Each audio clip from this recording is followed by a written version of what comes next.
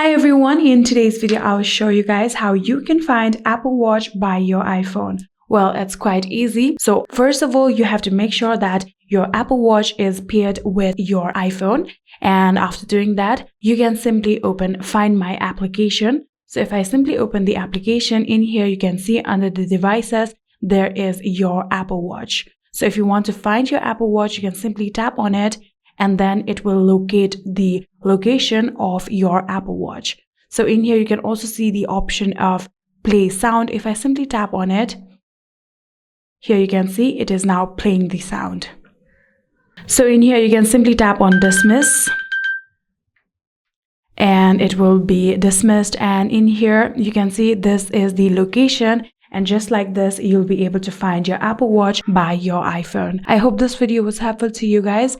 If it was, please do not forget to hit that subscribe button and like our video. Thank you so much for watching. See you in the next.